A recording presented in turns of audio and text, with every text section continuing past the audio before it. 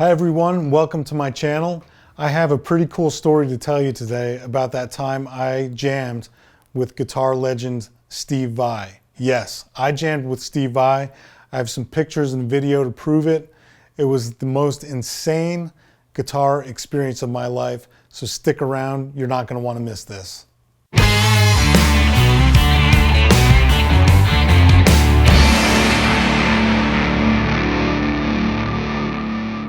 Well, hello and welcome back to my channel. My name is Mike Ofka.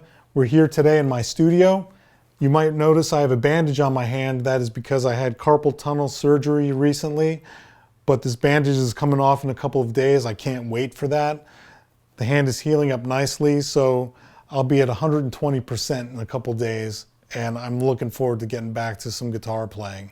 It's been crazy. So I like to make YouTube videos about the things that interest me. And that includes music, playing guitar, playing in my band, The Stickers. I also love to do outdoor adventures and go on vacations and travel with my family. So I have videos about all of those topics on my channel. You can check out the different playlists. Feel free to explore. Maybe you'll find some videos that interest or entertain you. Regardless, I appreciate you being here and thank you. So, on to my story about jamming with Steve Vai. Now, if you don't know who Steve Vai is, you're either not a guitar player or you've been living under a rock. Steve Vai is a guitar legend. He comes from the 80s era. In the early 80s, he played with Frank Zappa's band. After Frank Zappa, he went on to play with David Lee Roth. Steve Vai was his lead guitar player in his solo band. And that's during the time period when I discovered Steve Vai. He was a strange looking guitar player. The stuff he was playing was very eccentric and different and sounded very interesting to me. So I immediately connected to his playing. It was fascinating to me, and I wanted to learn more about the way he played and study what he played. I was about 15 years old at this time, and I was just starting to learn how to play guitar. And I basically cut my teeth on the guitar listening to Steve Vai play. He was my favorite guitar player back then and still is one of my favorite guitar players to this day. So after he played with David Lee Roth, he went on to play with the band Whitesnake. And then after that, went on to have a decades-long, incredible solo career, putting out tons of amazing original music of his own. So if you're interested in quirky, beautiful, interesting guitar music, and you've never heard of Steve Vai, I highly encourage you to get on Google, get on Apple iTunes or whatever you use. Look him up. You will not regret it. So this story goes all the way back to 2009. I was on Steve Vai's website and I just happened to be on there browsing, and I noticed he had a little announcement about a class he was going to teach. And it was kind of an obscure announcement. It was just text. There was no flyer or anything like that. Maybe he had a little picture or something. So I clicked on the link and I noticed right away that the price was only $500. And then it was an extra $250 for food and lodging included for an entire week for this class. And the class size was limited to 40 people. What? Are you kidding me? That's incredible. I mean, there was no way I was going to miss this class. I signed up immediately, took out my credit card, boom, we're signed up. So then in October 2009, late October is when the class took place. I drove all the way from Steubenville, Ohio to Stockbridge, Massachusetts, and went to this yoga retreat center called Kripalu and went to check out this class by myself. It was surreal. I mean, even from the time I left, I was thinking about it in the car, like, I'm going to hang out with Steve Vai for a week. What? Then I arrived at the facility where this class was. It was a beautiful, sprawling, like, landscaped retreat center for yoga, of all things. So why did they do it at a yoga retreat center? Well, I found out later, during the class actually, that Steve Vai's son was attending school at that yoga retreat center, and Steve Vai was also in the area to do business in New York City with his record label that week. So I have a feeling that it was an excuse for Steve Vai to spend a week in New England enjoying the fall foliage and just kind of relax and do a class. Now this was at a time before these guitar classes were super popular and when every guitar player under the sun was doing their own master class. Now when you sign up for these classes these days, there's hundreds of people in these huge auditoriums. It's not an intimate setting at all, and there's usually breakout rooms with 5 other different guitar players for this week-long class. This was not the case with Steve Vai's class. There were 40 people there, and it was just Steve Vai. Morning, afternoon, and evening. All day, every day. Incredible.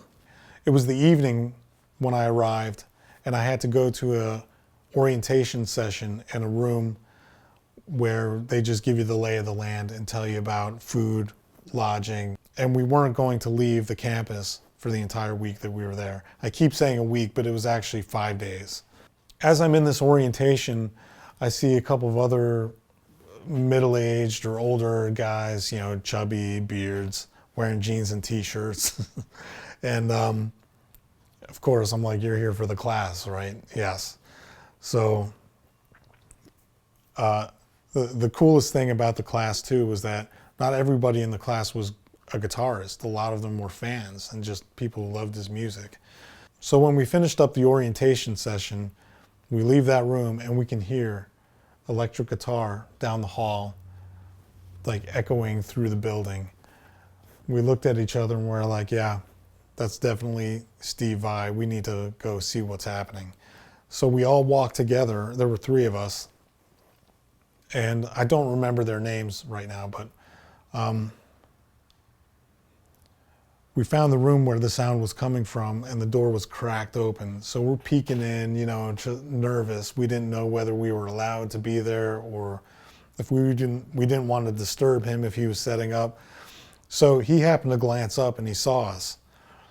Steve Vai saw us and he just said, hey guys, come on in. He was just very chill, very welcoming and down to earth. It was amazing. We went in there, hung out with him, just talked shop a little bit, listened to him play and warm up.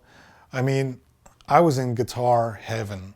Like, you have to understand, this is the hero that I listened to as a kid. Now here I am as an adult, hanging out with him in a room. What? So, we're not even up to the jamming part yet, okay?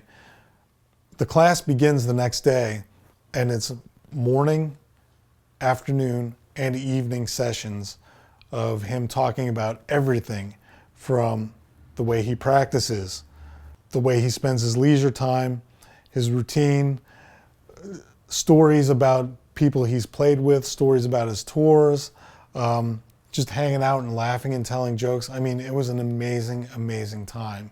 And by the end of the week, everybody in the room knew each other on a first name basis.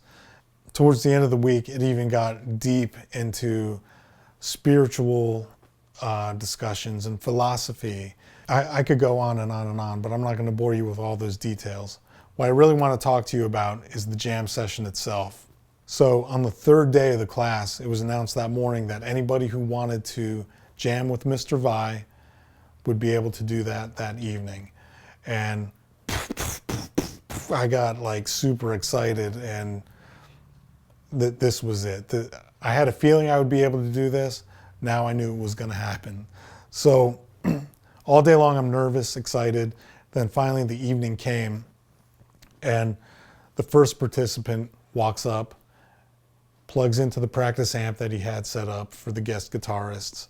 The guy wasn't really a guitar player at all. He just fumbled around.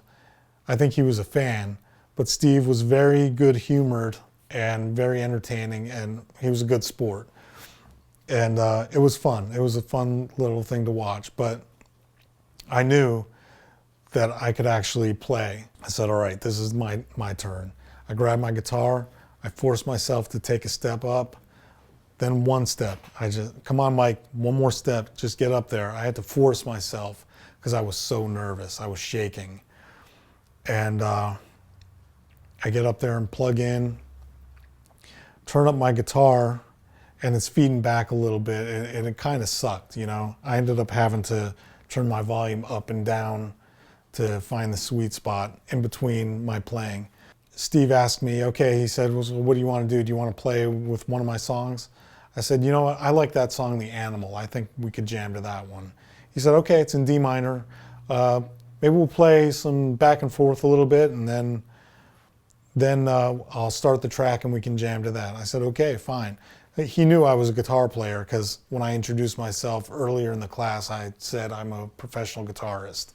So I started out playing some chords, and he improvised some melodies over the chords that I played. Now, the coolest part about this part of the story is he plays this one lick in a lot of his music that I absolutely love. When he plays the lick, it's usually over a major 7 4 chord, okay? And just quickly, I'll demonstrate what that sounds like. If you're in the key of C, a 4 chord is an F chord. But if you play an F as a major 7, it sounds like this. I played the F major 7, and then he played this.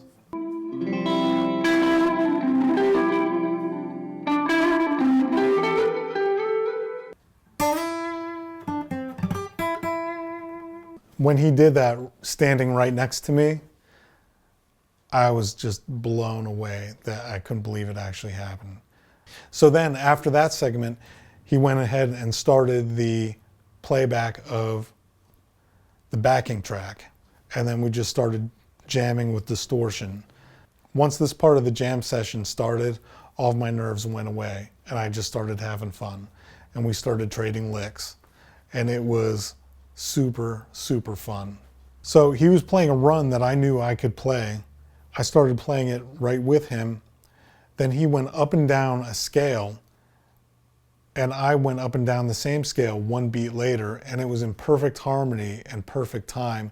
It was a bizarre, almost fright. I'm getting goosebumps talking about it, like a weird synergistic moment that I had with my guitar hero.